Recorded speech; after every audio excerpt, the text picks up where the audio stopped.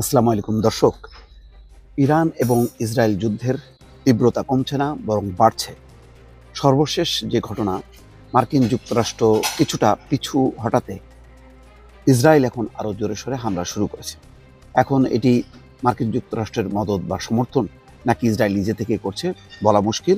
ইসরায়েলের প্রতিরক্ষামন্ত্রী ইরানে হামলা জোরদারের নির্দেশ দিয়েছে। দর্শক, এই খবরের পাশাপাশি আছে যেটি ইরান বলছে তেহরানের হাসপাতাল লক্ষ্য করে ইসরায়েল হামলা করেছে, যেটি ইসরায়েল বেশ পপুলার করার চেষ্টা করছিল যে তাদের হাসপাতালে হামলা করছে। অথচ এখন প্রমাণ হলো যে তেহরানের হাসপাতালও লক্ষ্যবস্তুতে পরিণত করেছে ইসরায়েল। আর তেহরান বলছিল যে তারা পাশেই যে অস্ত্রাগার আছে সেটি লক্ষ্য করে তারা বিস্ফোরণ ঘটিয়েছে। সেই বিস্ফোরণের কারণে হাসপাতালে ইসরায়েলের একটি হাসপাতাল সামান্য ক্ষতিগ্রস্ত হয়েছে।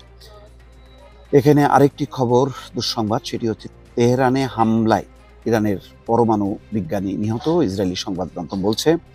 দর্শক, আমরা দেখি কি বলছে, যে ইরানের সরকারি লক্ষ্যবস্তুতে হামলা জোরদার করার জন্য বলেছে।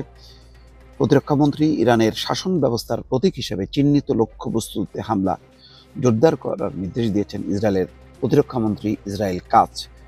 এক বিবৃতিতে তিনি বলেন, এসব হামলার উদ্দেশ্য হচ্ছে ইরান সরকারকে দুর্বল করে ফেলা। ওই বিবৃতির বরাত দিয়ে আল জাজিরার খবরে বলা হচ্ছে, কাজ বলেছেন, আমরা শাসন ব্যবস্থার সব প্রতীক এবং জনগণের উপর দমন পীড়নের জড়িতদের, যেমন মিলিশিয়া এবং রেভলিউশনারি গার্ডের মতো ক্ষমতার কেন্দ্রগুলোতে আঘাত হানব। ইসরায়েলি প্রতিরক্ষামন্ত্রীর এই মন্তব্য ইসরায়েলের যুদ্ধনীতিতে স্পষ্ট পরিবর্তনের ইঙ্গিত দিচ্ছে। পরমাণু কর্মসূচির ওপর সীমিত হামলা থেকে এখন ইরান সরকারকে অস্থিতিশীল করার কৌশল নিয়ে এগুচ্ছে।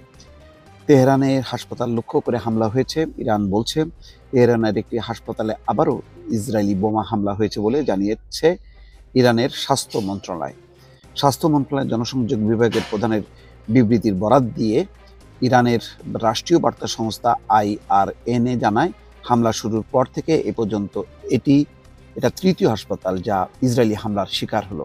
তার মানে 3টা হাসপাতাল তারা এ পর্যন্ত আক্রমণ করলো। এই হামলায় 6টি অ্যাম্বুলেন্স, একটি পূর্ণাঙ্গ স্বাস্থ্যসেবা কেন্দ্র